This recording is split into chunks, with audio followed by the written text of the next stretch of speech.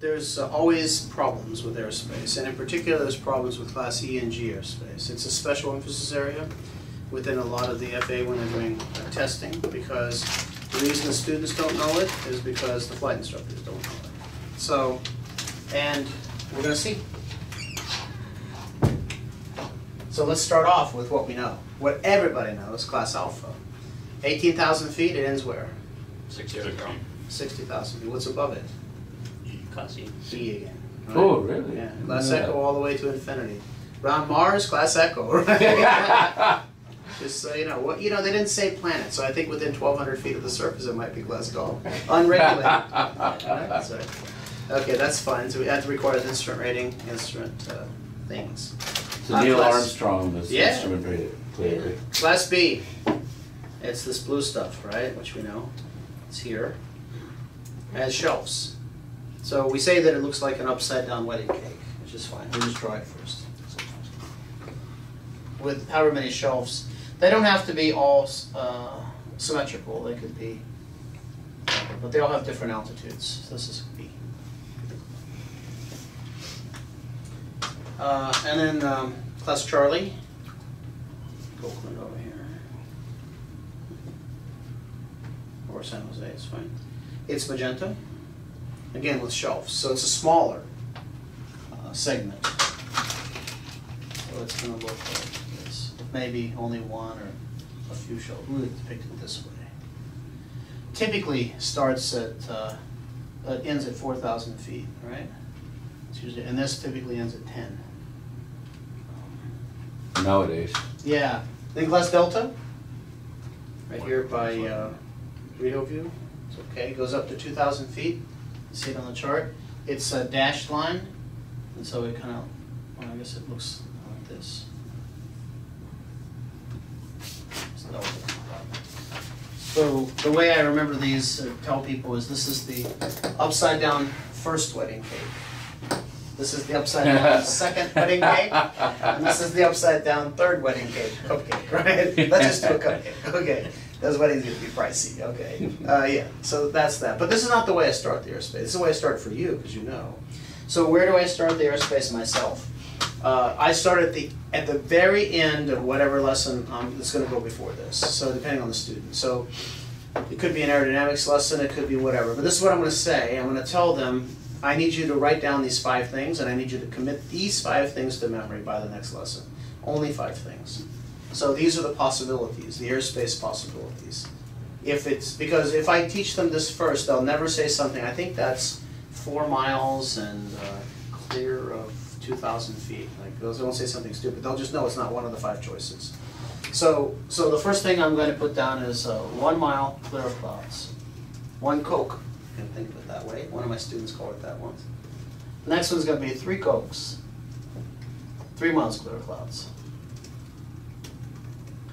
The next one is going to be 3 miles,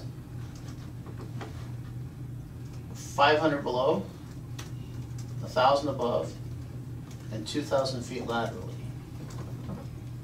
We can remember that by 3 Cessna 152s.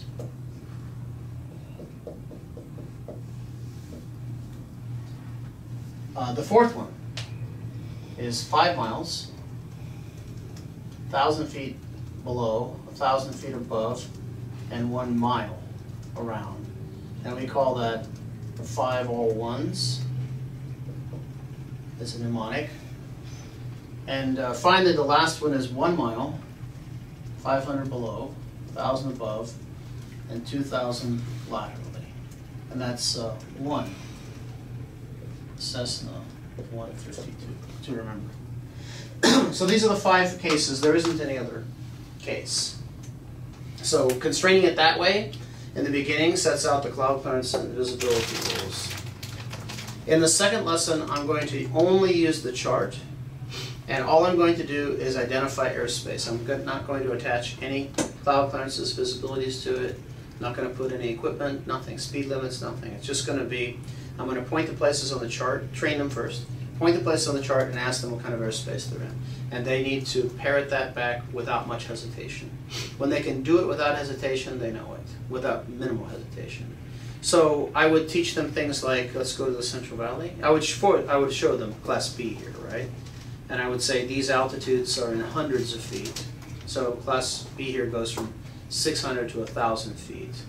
And over here it's 4,000 to 10,000. And this one's surface at the airport, surface to 10,000. And if we look at the Class Charlie for any one of these segments, 1,500 to 4,000, you sort of get that. So that's easy enough to teach the Charlie and the Bravo. And then I'll go out to the Central Valley to do the rest of it. So we'll move out over here. Okay, so this is Class Delta, easy to teach because it's usually a cylinder, a circle. And it's dashed cyan, goes up to 2,600 feet. And then there's a couple other cases. First is when you see magenta feathered vignette shading inward. It gets lighter as it goes inward, like here. Inside of that, Class Echo starts at 700 feet AGL. So that means the airspace is Class Golf, uncontrolled, until you get to 700 AGL. So, and it's above ground level. So if the hills go like this, then the airspace does the same, right above ground level. Outside of that, on the hardline side of this, then Class Echo starts at 1,200 feet. Now, how do I know that? Because the legend says it. And let me tell you how the history of this went. This helps put it in perspective. If you were flying in the mid-'80s, which is where I started flying, 1984, I was wearing parachute pants and listening to the Bee Gees. And Culture Club, right? I guess, right? Okay, but if you were around in the 80s, you would have noticed on these charts something different. And what you would have noticed is every place they had this magenta shading going inward, they had blue feathered shading going the other way, on the other side of it. So to indicate to you that Class, at the time, uncontrolled air, or whatever it was, started at 1,200 feet. But then they said that really clutters up the chart a lot, because every time we put this, we've got to put blue stuff over there, and we lose, you know, it starts getting cluttered, right? So what they did was they made a note on the chart. And the note on the chart says Class E airspace exists at 1,200 feet unless otherwise designated above in the legend. So if it's not designated any other way, it starts at 1,200 feet. So I don't know if the legend is on this chart. I don't know if they publish it here. I think they just chop it. So I think what you can do, We can go to the chart supplement and get it. match, no, so if you go to map touch action, go to your settings. Okay. Like the settings on the top. Where is it? The gear. The gear, Yeah, okay, I the got it now. cogwheel, Okay, I if you see. touch that, as you go down, say map touch action, and then you say bring chart to front of legends, then you get This the, other one, sorry. Let's do that. I didn't see this right again. the last one, I think. Yeah, it's the last one. Yeah. Okay. Third Yeah, one, we yeah, want there the you go. legend. And then, so if you touch it, then you get your legends there on the side. So it's actual On the section. side? Yeah, where it is in Oh, the I see actual it's here. section. It's here. Nice. Okay, that's good. That's a new feature. I don't know about that. Okay, so let's look here. So then you can see it's right here. This is the chart legend. Class E airspace exists at 1,200 feet AGL unless otherwise designated as shown above. So then these are the ways that they could designate it otherwise. Another confusing part is this. So if I show people this and ask them what that means, they'll say that means Class E exists at 1,200 feet AGL. And that's the end of it. But it's more than that. Class E exists with a floor of 1,200 feet or greater. Could be more than that. Above the ground that laterally abuts Class G airspace. That's a really important part. Because the words there aren't talking to you, right? Here's what it means. You're only going to see that shading if on this side, the hard side of the shading, there's Class Golf from the surface to 14,500 feet. There's no Golf above 14,500. So it means they're only going to show you that if there's Class G on the other side that starts at the surface and goes all the way to 14,500 feet. Otherwise, this note on the chart takes care of it anyway. It would have taken care of it. So let's move over and see what this means. So let's move all the way over here. So here's some Class Echo with a floor of 700 feet AGL. And over here is 1,200 because there's nothing else to indicate that it isn't otherwise. Another way of justifying why this is true, because students sometimes have a little trouble with it, is you say, what are these things? These things are airways. Our airways, what class airspace? They're class Echo. They start at typically 1,200 feet and they go to 18,000 feet, right? And they're 4 miles wide. If this was Gulf in here, they would have had to build a channel with that around it to make it class Echo. But because they didn't, it implies it's class Echo there anyway to begin with. That's just another like tool, right? To get it in people's heads. So let's. So yeah. before you had GPS, Mhm. how do you know you're going to the magenta area? Just your approximation of it. I see. Fortunately, the rules don't. The only thing that changes is cloud clearance and visibilities, maybe, but there's no regulatory requirement for communications. So let's look over here. Well, Yeah. actually, but one's controlled and one's uncontrolled. So for IFR, Yeah. For yeah. Mm-hmm. it is. No, IFR, you don't care about the cloud requirements, right? Well, you can't operate IFR and control airspace without a clearance. Yeah. Sure. So, So then it would tell Oh, I you what see. altitude. yeah, you'd have Yeah, to be it's interesting making one that you calls. mention it because most country for this country the called the transition altitude, the altitude at which you class Golf becomes Echo, is either 700 or 1,200 feet typically. But in most of Europe, it's way higher than that. So in England, it's typically 3,000 foot. So it means I can operate IFR in class G below 3,000 feet and did it pretty much every day. I would fly IFR not talking to anybody, except radar service. I get a radar service, but I have to take care of my own clearances through airspace and this and that to do it. And I just dead reckon, or I would pick up VORs and go around in the clouds, right? Because I didn't need to have, but here it doesn't work because there's granite, big mountains. In the southeast of England, there's the Wells Mast. That's all there is to hit. You know, it's 800 foot above the ground. If you're higher than that, you're good all the way around for a long way.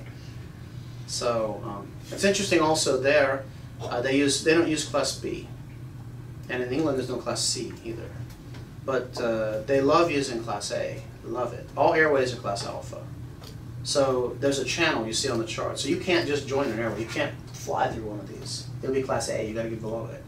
The other thing is if they want you to stay out, like around London, the London TMA, it's class alpha to the surface. The only way you get in there is an IFR plan.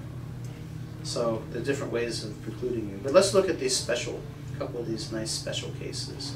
Do all airports have controlled airspace around them? Untowered. No, non-towered airports like this one is at Bishop, right? This is Bishop Airport, it's But it magenta. has Class E, which is This controlled. this has class E to the surface Right. because of this ticked magenta line. Well, I If it guess didn't my have real that- question is do all airports have Class E No, or around them. above? Around No, them? we can look at that, right? So there'll be an example of that. Like here's one. Okay. So it That's doesn't have private. anything. That's yeah. So that's it, and either small places. So that's going to have class Echo airspace starting at 1,200 feet AGO. How do I know it? Because there's nothing else there to tell me it isn't. So But some let- of the smaller uncontrolled airports, what's the reason for having Class E? Like or for here, above? that's for an instrument approach. Okay. It's to allow keep the pilots on the ground from launching. Because most non-precision approaches typically about 800 feet or so. So they're going to bring this down to 700. So the chances of you flying out of a cloud and seeing a VFR pilot aren't going to be too high. So the configuration of each of the Yeah, all so those this classes is the instrument E approach, is like the- right here. This is the final approach course, that keyhole thing. Okay. So this may mean over here that it's circled land, or that it has maybe from 2 or 3 more different ways, it could be. And if they need to constrain it even lower, they'll drop E to the ground, which they did here at Bishop. But now have a look here. We said 1,200 feet or greater, this blue shading meant. So here's a case where we have the blue shading, and you have this zippered line, like a little zipper. And you have whatever over here, another zippered line. So, do you see the number here? This means that class Echo starts at 12,500 feet. Below it is class G. Now why, we don't know, but that's the reason. On this side of the shading, which is the hard side, the only time you ever see this is if it laterally butts class G. So this part is from the surface to 14,000 feet, until you're able to find some place where it's not, which would have another zipper line or something. So we can look here, again, shading going that way. Class Echo starts at 10,500 feet. Below that's class Golf. 9,700 feet in this mess over here. 7,700 here. There's another one down here. 10,500 in this thing. So that's what these mean. So then, On that, just roll back down a little bit.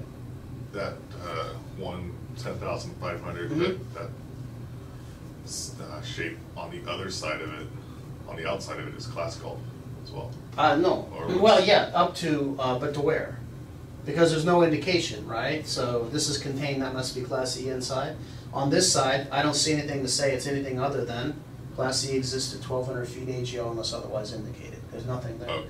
Now, if they were feathered shading like this, well, you see maybe, well, it's really hard to see here. This might be feathered blue this way. If it is, it's still 1,200 feet. But I don't know if it's there. I don't know. I'll have to look and see a little closer. Sometimes there are state boundaries and other things sort of starting to look the same. So you're likely to get one of these on the test, but these are the places. So now I play the airspace game with the student, right? So I just cruise out over here and take the best cases first. And this is how I do it. I just say, you're here at 3,500 feet on the altimeter, Class Echo. You're there at 500 feet, Class G. Surface, Class G. 4,000 feet, Class Echo. You're here at 2,500 feet on the altimeter, Class Echo. Here at 1,000 feet AGO, Class Golf. This is about the pace. Not quite that fast, but they shouldn't be taking time to go like, oh, I think it's, If they're doing that, they're not ready yet. Right? They're not in it. So don't leave this part until they can do that. Don't be one of the guys who writes all the airspace on the board all at one time and then says basically memorize that. Because that's not a way to get it in the head. That's a way in the end to summarize it. Or to take that for a private pilot already student or a commercial student and say, let's revisit the airspace for the minute. That's okay, but not in the beginning. So then after we're done with that, then we're going to do this. Airspace game continues, but now we've got this to do. So I'm going to put these in the right place, right? So then I'll tell him, give him the lesson that below 1,200 feet AGL is Class G airspace, unless it's otherwise designated. Then there's a point that goes from 1,200 feet AGL to 10,000 MSL. And then there's the part above that, and it taps out at 14,500. Why, I wonder? Why would it leave? Why would it Echo or Golf stop at 14,500? It's a history lesson. Radar coverage. When they first set up the airspace and there were jet aircraft operating high, they said, anything below where the jets fly aren't that important. There's not a lot going on down there, right? So we want to protect everybody above a certain altitude. What's the highest peak? Pikes Peak, 14,000 some odd feet. So if we just make the airspace 14.5, that no one's going to hit anything, we can sort of just let everybody do what they want up there. If there's no radar, it's okay, there's nothing to hit, right? So below that could be anything. But Class G stopped at 14.5. It's called the Continental Control Area. And it's not, of course, it's not even talked about now, but that's the reason. So interesting, all right, so good to have a history lesson every now and then, because it makes things meaningful, like why did they do that? And if you can have a reason for it, like the reason they made 50 nautical miles and no landing was for these P3 guys who were like logging 0 cross-country time. Yeah, I have 4,000 hours in a P3 airline and absolutely no cross-country time, right? What? How can that be? Yeah. I flew to Alaska every other day. But that's only No for cross-country ATP, right? time. Yeah, for ATP, exactly, just so we read it. So now we're going to play the game where I've done this, right? So, and I've taught the part about Class Echo airspace. There's a hard limit of 10,000 feet where the speed limit changes, in which case we have to apply the new cloud clearance and visibilities, which are 5 miles, 1,000, 1,000, 1 mile. So then I'm going to embed this, and we're going to do the same exact thing. I'm going to say right there at 3,000 feet on your altimeter, Class Echo, 3 miles, 500 below, 1,000 above, 2,000 mile. Right there at that little airport, Eagle in the traffic pattern, 1,000 feet AGL. Class Golf, 1 mile clear of clouds during the day. And I'm just doing the day now, just so I'm building it up, right? I'm going to say you're there at 12,500 feet on your altimeter. Class Echo, 5 miles visibility, 1,000 feet above, 1,000 feet below, 1 mile laterally. Then just we go through that, right? And then the same here. Now this is this airport, Merced. You're there at the surface. Class Echo, 3 miles, 500 above. Sorry, 3 miles, 500 below, 1,000 above, 2,000 laterally. How about if you're there at 10,000 feet? or 9,000 feet. Class Echo, same thing. How about at 14,000 feet? Class Echo 5111. And you can even let them abbreviate after a while, as long as you know that when they say Cessna 152s, this kind of thing, what that means, and they're sure of what it means. You don't just let them say words without making sure with enough repetition that they've got what that means. Then that's a memory aid for them, that's fine. And then we go into the less complicated things, like we say, okay, you're going to operate here at 4,000 feet. What kind of airspace you got? Charlie. What are you going to be at below 2,500 feet? Echo. Right? How about at 1,000 feet? Depends. Golf, Echo. So they should be able to start identifying this and just give the cloud clearance and visibilities right away. And then you know they're done when that happens. That's when they're beginning to use the information. And then you just need to tune it up by playing what I call the airspace game. You just point there and you give some reasonable amount of time. In the beginning, it'll be a stretch. It'll be like, it's this. And students are brilliant at this, playing 50-50 with you. And they're brilliant at convincing you they know it. When they know it for the moment, it'll be chucked out just as soon as you're gone. So for example, they'll say, you say, okay, right there, 1,000 feet. They'll be like, I think it's, is it the 1 or 3? And then you want to say so badly because you're on their side to go, it's class, and you go like, I think it's either G, and you go like, it's echo, it's echo. And then they start doing that, and then after they say, okay, they got it. They don't have it yet. They don't have it until they said unprovoked, unresponsed. Then they've got it. Up until then, we're not done with this game yet. It doesn't mean we have to continue browbeating them that day, but it means that we have to continue on with the exercise until it's over. And that may take several times, more than several times. But they love doing that. They love trying to convince you they know when they don't know, because they don't want to. They want to move on past this. Can't we just go fly? Can't we just do that right now? Why are we sitting here doing this? Yeah, getting the buy-in, and especially with the weather, you get a lot of pushback from that. Isn't there a better way to do the weather? Yes. There's way better ways to do the weather. Why are we? Because the market is only 3 million people worldwide. That's why. There's no market for this. There's no money in it. No one's going to do it. Right? Or they do it over time. And the government's finally getting their act together with being able to do better presentation of weather charts, which we're going to see in class. But that took forever. And it's still not done. Right? But there's no money in it. No one's taking those old coded reports and parsing data. You'll do it one time, and then you'll do it and you'll leave it, right? You won't support it. You're not going to be the guy answering the phone going like, yeah, I guess it blew up to that. You're just going to leave, do it for fun. But so for someone to do it for real, there's got to be some cash in it, right? And there's no money in this. So there's that. And everybody going through certification at the higher levels already know the coded stuff, so there's no momentum to change it yet, right? So we'll get there. We will get there. It's just like most things in aviation. It's going to take a while. We seem to get the avionics like moved ahead, way ahead of the airframe and the engine, right? So this is where the airspace goes and where it stays, and that's the difference between Class E and G. And so now we need to look at the case where we have this one. So this comes up on a flight test, so it might be interesting to say. Show me on the chart where you can operate, this is the minimum. 1 mile, 500 above, 1,000 above, and 2,000 laterally. So where is that case? So we know that below 1,200 feet it's 1 mile clear clouds. Yeah? And within Class G, between 1,200 AGL and 10,000 AGL, that's the case. That's the only case. This is, and we all said just during the day, so we haven't talked about night, which we're almost done with. So the only place we can do that is over where we were. So here's Class Golf starting from the surface to 12,500 feet. So let's take a look at the ground. It's 3,000 feet right there, right? You see it? 3,000 feet right there.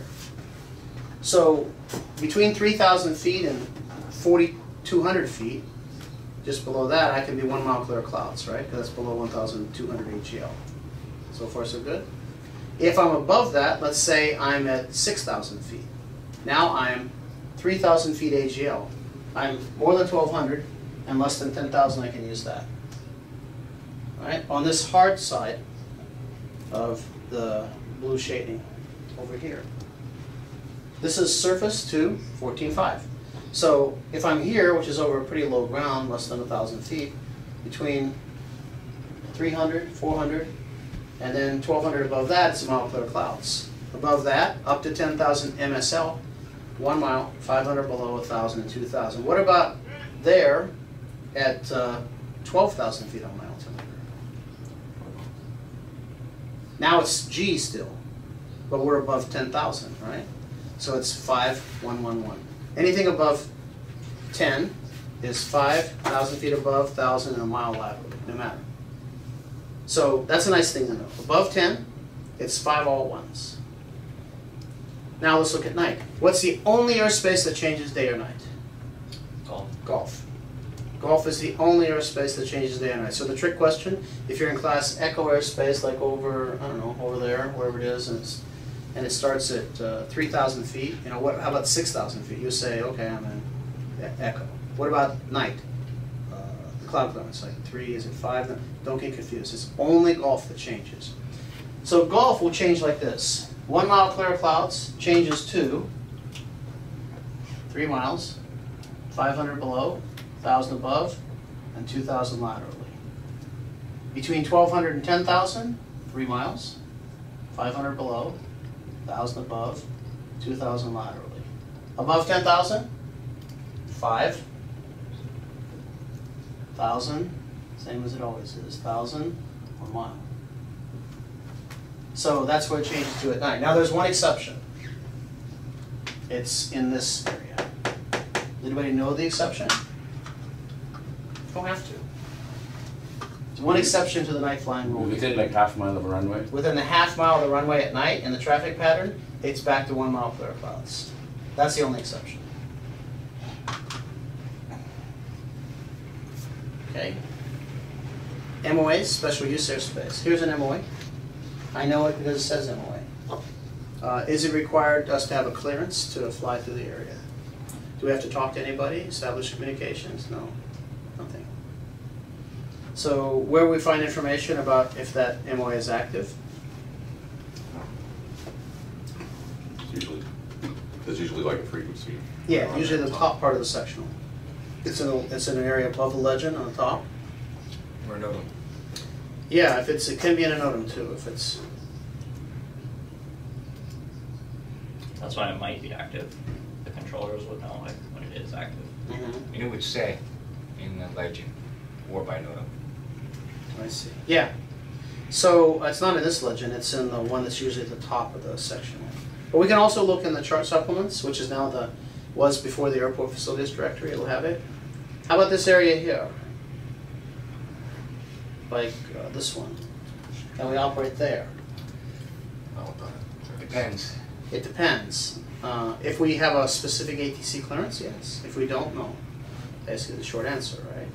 People will say, well, if it's not active. Well, if it's not active, it's not a restricted area then, right? So it's only when it's active that you have to worry about it. And that's, again, in the chart supplements or the top of the chart, you'll see it. So what's the difference between, I mean, I know like MOA and restricted area is the same thing, isn't it? No. Oh, The no. activity that's going on is different. Restricted area, you have to have an ATC clearance to Oh, I operate see. in. MOA, you don't. Oh, okay. And the type of things going on may be different. So, how about an alert area? Just be alert. Be very alert. Where are we at? That's China Lake, okay. Vegas, basically. So let's go up here. There's one at Travis. Yeah. Yeah, that's where we're going. Right there. This one. How do you know it's an alert area? Right. Starts with an A. It looks like an MOA, but then it starts with an A, so it's an alert area. It used to be blue. Yeah, they changed those, which is good. They changed it the more you can fly. You don't have, it's just areas of intense training, right? So in that case, you just need to remain clear if you avoid the traffic. But there's no preclusion for me to be in it. You see, this is Class Delta on Travis, but it has this little stub sticking out here. What is that?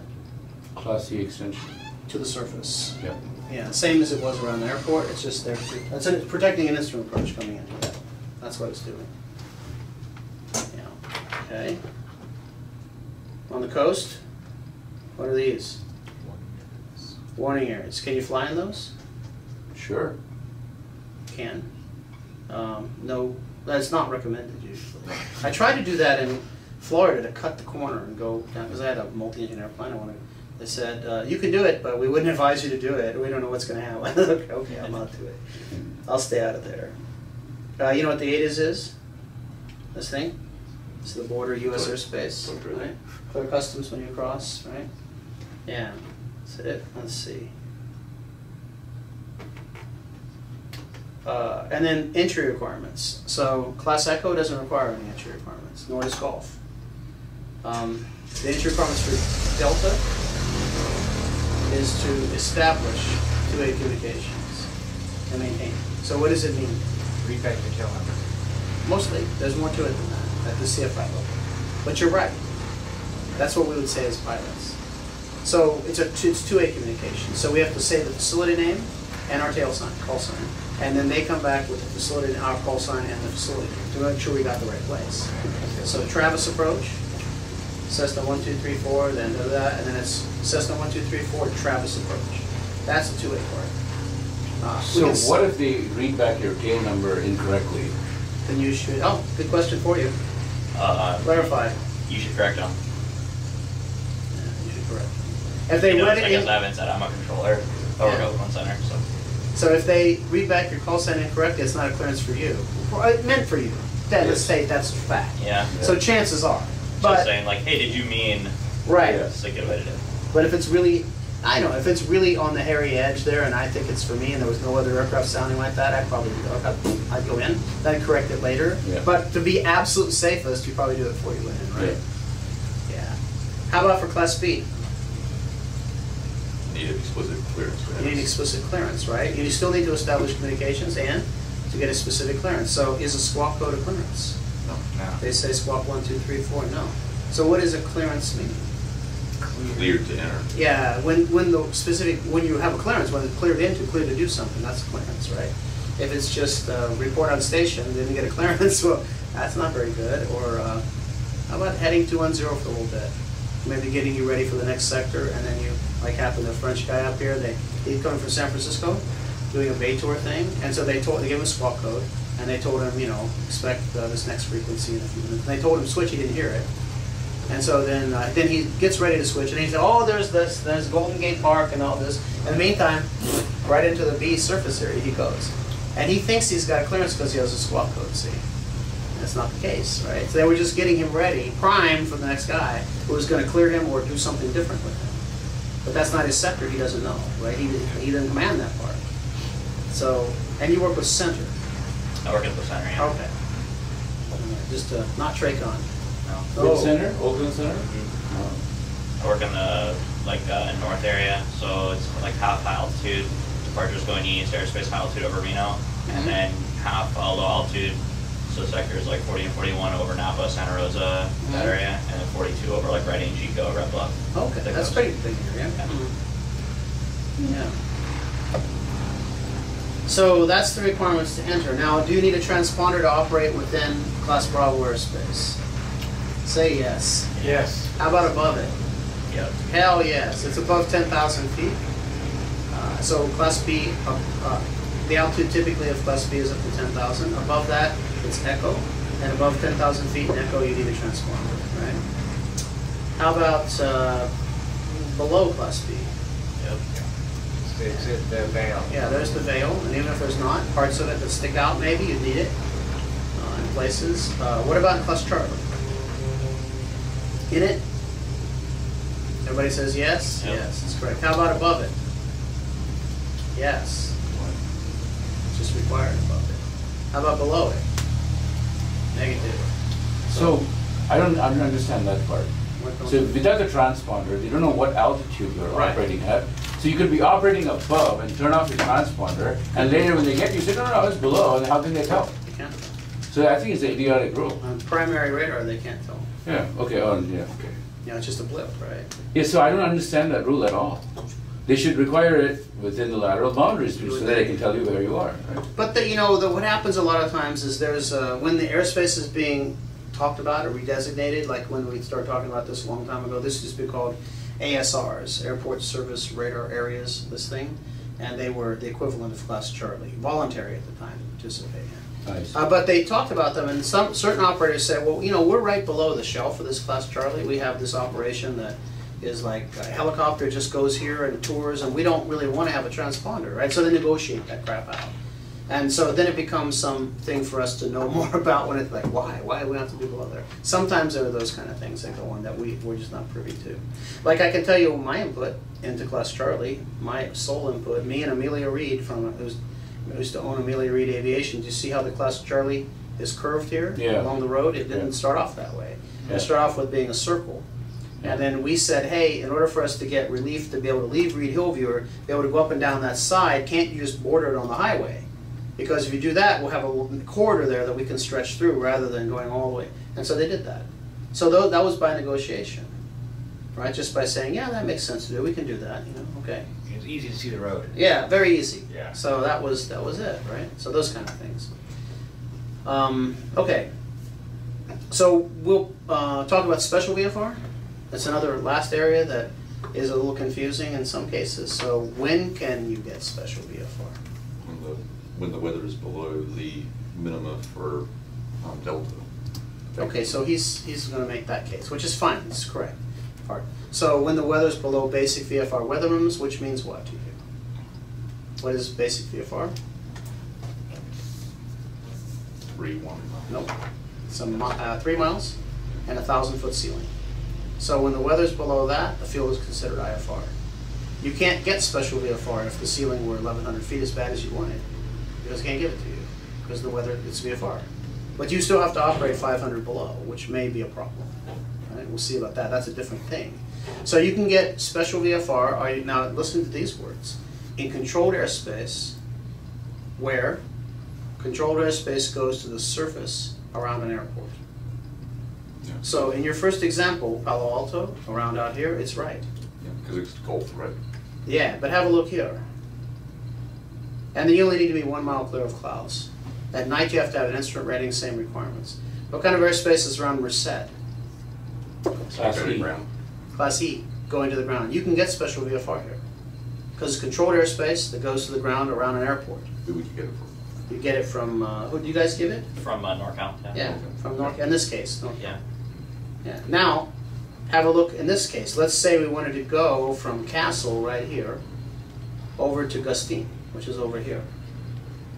And let's say that it's 2 miles visibility everywhere. How could we do that? So would be fire to Castle and then stay below 700? And below 1,200. But we couldn't get special VFR out here because controlled airspace doesn't go to the surface around an airport. You can only get special VFR when controlled airspace goes to the surface around an airport. Controlled airspace can be B, C, D, E, just not G, right? So that's the area that comes up sometimes, and it's true. Special VFR. And so some would say when the weather, like, it's good use of special VFR here sometimes because it'll be clear, we can see over there. Just here, we'll get special VFR leave. And if we still can't see over there, we would go very special VFR over there, right? So the tower is not in operation at Castle. Right. It is. Class D becomes E or G. Right? Yeah, depending on what the chart supplements, the LAFD says. The AFD is where you look, right? Mm-hmm. But So it's if now it becomes called chart G, then it's Doesn't matter. not controlled, but if it becomes E, then it's controlled. Yes. So, so on that was the airport facilities directory has been renamed to the chart supplements. So on the outside of the cover it says chart supplements. Inside is the AFD, but on the outside it says chart supplements. When they sneak that in? That was to help align with the AAIC, which are ICAO for the airport information that's collated for each airport internationally. It was built to more conform to the name. When did it happen? It happened 2 months ago. Okay. Very short.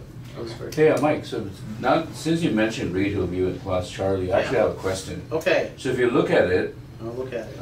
right next to the runway, can you zoom in? Yeah. Like right there, you see the thick magenta line is on Yeah. this side of the highway, Yeah, and you then wanna on the know other why? side of the highway.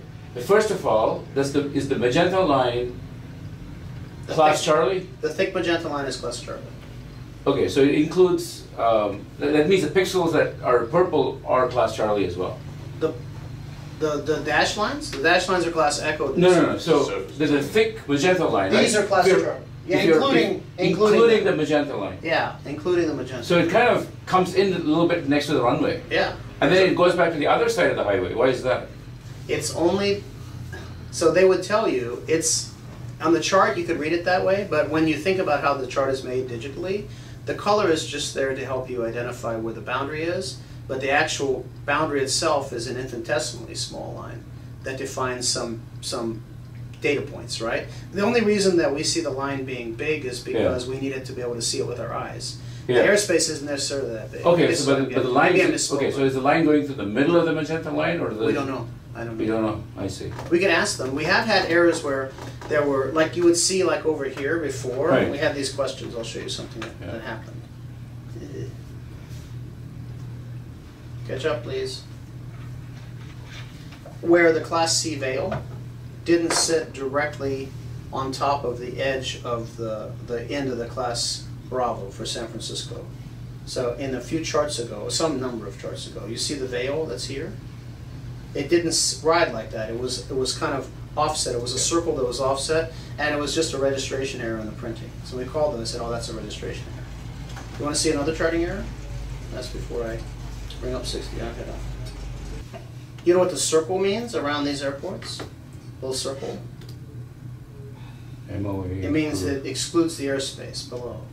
But notice that it's not centered over the airport. It's centered over the town. The MOA, there's no reason to exclude the MOA over the town. You want to exclude it over the airport so you can operate, right?